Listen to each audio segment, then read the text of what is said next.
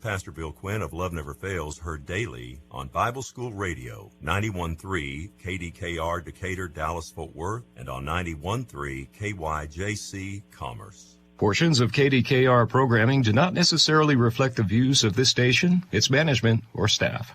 Prudent Money with Bob Brooks is sponsored by the Prudent Money Foundation on 91.3. Well, did the national debt just go up by $1 trillion? Today we're going to take a look. Stay tuned for Prudent Money.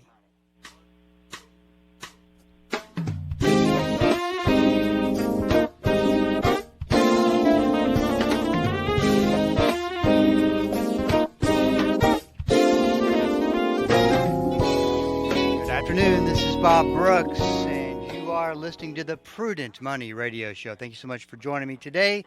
You know I do appreciate it.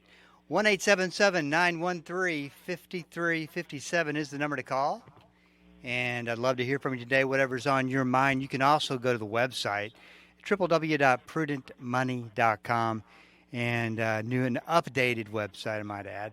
And just there's a Q&A up at the top. Just go to that link and send in your question. Would love to get your question, and if I can help you with anything, I certainly want to do it. Very committed to do it. I don't have other people answering my questions.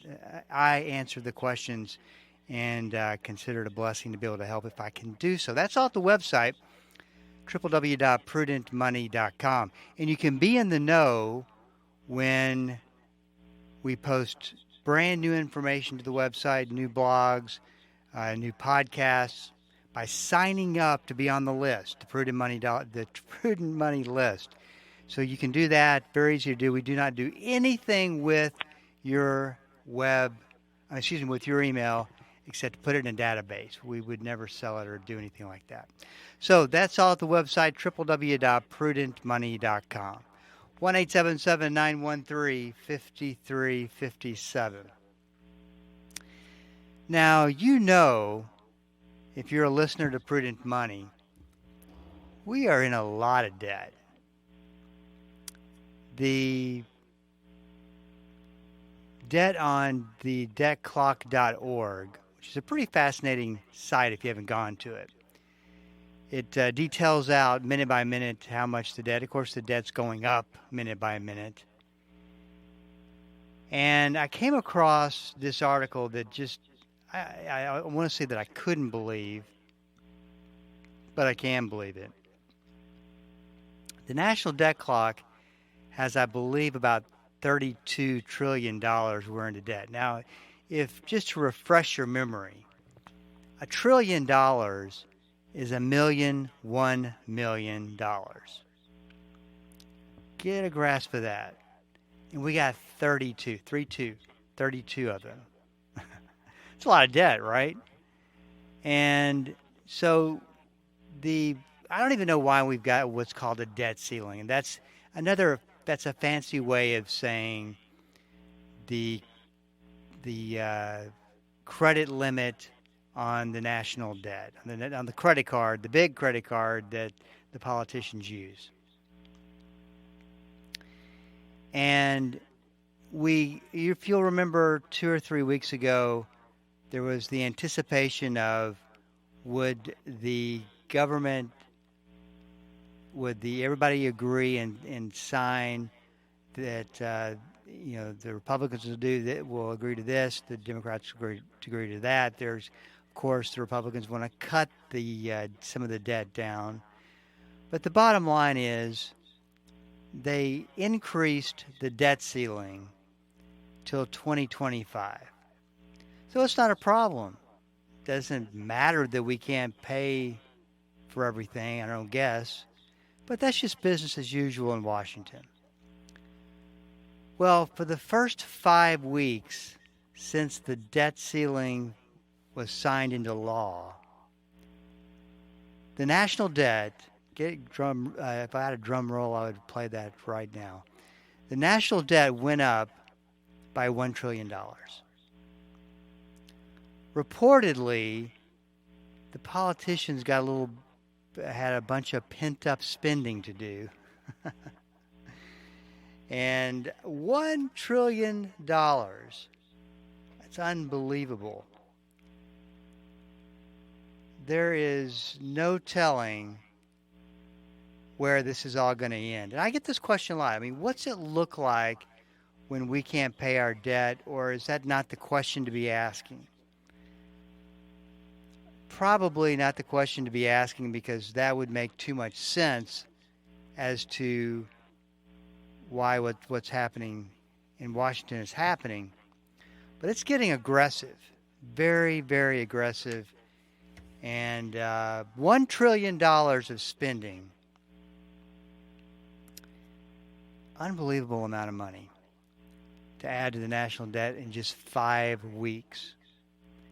It makes you wonder where we'll be a year from now, where we'll be 2 years from now, when the government has nothing that is holding them back from spending money. Just unbelievable. So that's enough of that. You know how I feel about the national debt. Just can't. Just that one. It was a tough one to grasp. The CPI, which measures inflation, dropped this morning. It's an indicator that's released once a month. Measures inflation. Now, you know, if you listen to Prudent Money, that we can't really make sense of inflation, because I don't know about you. I go to the grocery store, and my costs are 20 to 25% more than I paid pre-inflationary times. That still has not changed. Inflation is very high, but you know, it doesn't matter what reality says. It only matters how the government measures it. So I'll play along. It decreased as over the last 12 months, a little bit. That was a little bit more than the markets thought that would happen. Wall Street thought that would happen. And I guess it's good news. I won't consider it a victory until I'm spending more close to what I was spending a couple of years ago at the grocery store. Then I'll consider that a victory. I think inflation's a lot more complex than this, but we'll see. Does it do away with the need for the Federal Reserve Board to raise interest rates a couple more times? Don't know. But, you know, there's so many indicators predicting that we should have a recession at some point. And if that's the case, then what will happen, probably what will happen, is interest rates will come down. What's troubling is that not that interest rates didn't come down. They did. I'm pretty sure they came down today. The last time I looked, they were down. That I could always change. But I always like to go and look at the 30-year mortgage rate. It came down, but it's still over 7%, which to me has kind of been a line in the sand. Probably not as a big of a problem as 8% would be, but not moving to the downside as quickly as I would have thought. But it is good to see that inflation is going down. The restaurant industry certainly does need to get that message. Stop paying such high charging such high prices for food. I get it that you got to raise it a little bit to keep up, to make money. I wish someone could prove to me that I'm wrong, that they're maybe raising it too much. But these are all things that affect everyday spending. And if we do get into a deep recession at some point, I'm sure that it will slow down the desire to eat out. I don't know about my family, but I hope it does. So that's watching that. Wallet Hub is a source we quote every once in a while. They do a lot of studies. Dallas, Fort Worth, Arlington area, the Metroplex, is the 9th on the list of cities with highest inflation. Hey, and if you are wanting to buy a car, you could be in luck. Okay, I know I haven't really said a whole lot of what I call good news about inflation. This is good news. Car prices used, or like that drives Tony Joe on Fridays, drives him nuts when I say pre-owned. He always calls it used. Used car prices in America, was reported today, saw the largest monthly slump since the height of the pandemic in June. The Manheim Used Vehicle Value Index dropped to 215.1 last month, a 10.3% tumble from last year. Good news on inflation, which could fall below 3% in June. One analyst said used car prices in America are plunging the most since the height of the pandemic in 2020. And that's some really good news on the inflation front. Another good thing that I'm starting to hear in advertisements is brand new car sales. You're starting to hear things like 6 years at 2.9% interest. Haven't heard that in a long time. You're starting to hear $2,500 off, $3,500 off MSRP. That's all good news. One of my concerns is that not that we won't come down off these high prices. We will at some point. It's just a cycle. But will we go back to the way things were? And I don't think that we will. But it will be interesting to watch because it seems like some inflation kind of sticks around. You know, if you go up to if you're at 2% inflation, you go up to 6, maybe you come down to 3, and you kind of vacillate between 2 and 3, but it never really goes down that far below 3. Of course, the Federal Reserve Board would argue at that point because they want to keep it below 2, and they think they can do that. So more to come. 1-877-913-5357. This is Bob Brooks. Stick around. I'll be right back.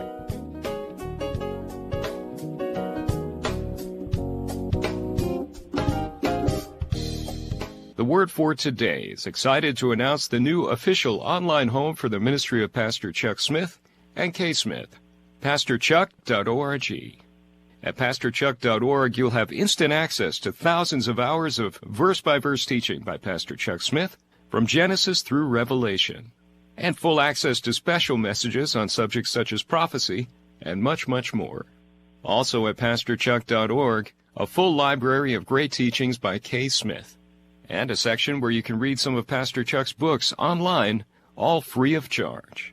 So visit the new official online home of the Word for Today and the ministry of Pastor Chuck and Kay Smith, pastorchuck.org. Following Jesus makes this life better, but that's not the point. People need to know that being a Christian is not about having an easier, more successful life here and now. It's about where we're going when this life is over. Thursday on Focal Point, Pastor Mike Fabarez explains why you need to share the gospel with the future in mind. Join us Thursday for Focal Point. Focal Point, weekday mornings at 8:30, here on Bible School Radio, KDKR. Hi, this is Bob Brooks. What is the single most important verse on stewardship? Well, you can find that verse in 2 books, word for word, Matthew 6:24 and Luke 16:13. No one can serve 2 masters. Either you will hate the one and love the other, or you will be devoted to the one and despise the other. You cannot serve both God and money. Wow, what a powerful statement. On the Prudent Money Radio Show, we talk stewardship and how to stay in a committed, surrendered stewardship relationship with God. Listen to the Prudent Money Radio Show weekdays at 3 p.m. Welcome back. This is Bob Brooks, and you are listening to the Prudent Money Radio Show. 1-877-913-5357. I have a lot of conversations during the day, and so I get the opportunity, and I consider it a real blessing to kind of get the pulse of what's going on, and through these stories that I hear. So I come to you today with a couple of tips from some of the stories I've heard that I think are worth bringing up. You know, one of the things I'm hearing consistently, and experienced it myself, is that it just seems like we're turning into a country that just doesn't care about customer service, doing the right thing, going the extra mile,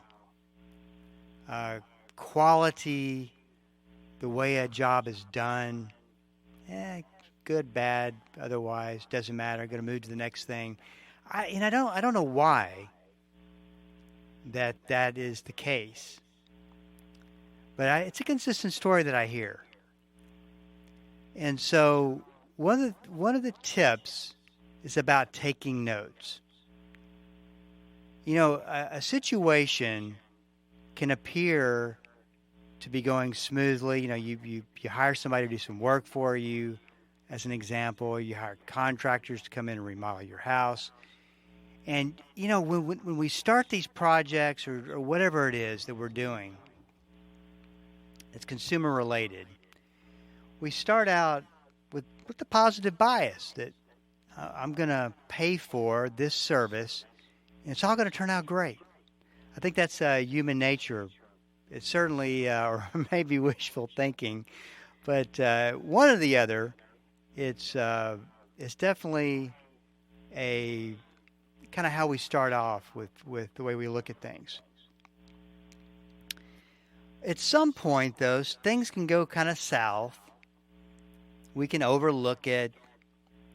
But you know what? That might be the first play of the first inning. And we got 9 innings ahead of us, and things could get really bad and out of control. So one of the things I want to encourage you to do is start to take notes. If you feel like even the least that something's not going to go, is going to spiral out of control and turn into a situation, if you will. So important to take notes of who said what to you. Document. If things start to really get out of control, bury a lot of detail. Make sure that you are covering everything, and most importantly, make sure that you're keeping your cool. And I'm saying this to myself: show grace, show more grace, and even more grace, because that's important. And pray your way through it. So that's my first tip of the day. That's actually a personal tip. Second one, I heard this story, and I'm just gonna jump to the conclusions of it. It was maybe in 31 years of being a financial advisor, it probably made me two things. Maybe one of the craziest things I've heard as far as working with a financial advisor, but maybe one of the most embarrassing situations to know that is going on in my industry. Here is the bottom line. If you are dealing with, you go to their office, talk to them on the phone, financial advisor, and that advisor is really doing things that are out of sync with what would normally happen in a meeting. You feel a real sales approach happening. You feel like you're getting some canned lines. If you feel that way, you probably are, and you're not talking to the right person. So I would encourage you, if that is the way an advisor is going to deal with you, a person who is coming to them because they've got real questions, real drama maybe in their lives, and trying to figure this whole money thing out, if the best the person can do across the desk or over the phone is shoot you a sales pitch, and an obvious one, so bad, I'm talking bad,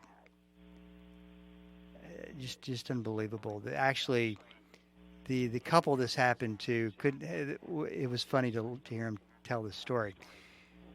Get up and walk out, because you shouldn't have to put up with that. You don't owe anybody anything. Just politely dismiss. If they wonder why, you're welcome to tell them. But you got to have a higher standard than that. So there are my two my two tips for the day. Now, this all comes about. I'll tell you part of the story. Is a seminar, which we've given plenty of seminars, but we like to think that our seminars are helpful and teach you something versus promote what we do at Prudent Money. But this, you go to a seminar, it's branded by a very prestigious organization. We'll leave it at that. And so you're thinking, maybe I'll learn something. This will be good. I'll pay $49 a person. 49 is an interesting number. And they get into the seminar, and they're basically, the advisor jumps to, and it seemed like no time the way they were telling the story, to let's break up in couples and have meetings. So basically, they want you to pay $49 to have a meeting with them so that they can basically hit you with a bunch of sales pitches, some bizarre stuff too, bizarre, and get you to sign on the dotted line that you're, and they don't even tell you. And I've seen this. I've been to conferences where it's kind of one of these things where if you as a client don't take the step forward and commit to working with me, then I'm not going to tell you what we're going to do. We're not going to do anything. I've actually watched as a financial advisor talked about how he works with clients. And I got to tell you, I would get out of that chair and leave. I think as financial advisors, we are in the position to earn the trust. And it was just unbelievable. So keep that in mind as you venture down that road. Okay, let's talk a little bit about what is happening with interest rates. Where's the best places to go? Because I still get a lot of questions about this. I still want to have this conversation open, because you got to make sure that your money accounts, which could be your checking, which could be your savings account, cash, are all getting what it looks like is the going rate. Prominent financial mutual fund company, one of the biggest ones in the country, they are giving 4.77% on their cash. So you make sure that you're making your money work hard for you. And that's the interesting thing about money markets today. Of course, they can always drop down in the interest that they pay. But that's what's interesting to me, is that maybe you don't have an idea, which is okay. You know, I think my industry makes it sound like you've always got to be invested. You always got to make your money work for you. 4 to 5% sitting in an account's not that bad. And maybe you don't have the answers. Maybe it's not time to move. That's always a question that you pray about, because timing is everything, and you want to go with God's peace. So don't miss out on that opportunity. CDs, be really careful with. I think banks are using a lot of marketing with CD offers to kind of make it look like something it's not, because they're scared that money's going to be flowing out of that bank and into these money market accounts, which is happening, by the way. But annuities are still probably the best. Fixed annuities that pay an interest rate, nothing technical or tricky or anything, just straight plain vanilla interest fixed annuities are still paying the best rates, as opposed to where's the best place. And you got to think about how long are these rates going to last. Does it make sense to lock it in for as long as you can? That's another thing to think about. But just make sure that you're looking around, shopping for the best deal, making sure that you are getting the best for his money. This is Bob Brooks. If you got a question for me, please go to the website at prudentmoney.com and send it in, because we are all out of time. Till we do meet again next time, keep the faith and have a great rest of the day.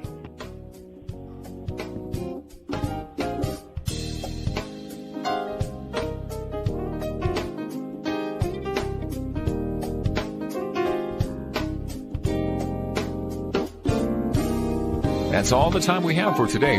Questions or comments for Bob, or to find out more great information like what you've just heard, visit www.prudentmoney.com. Be sure to join Bob Brooks again for the next edition of Prudent Money.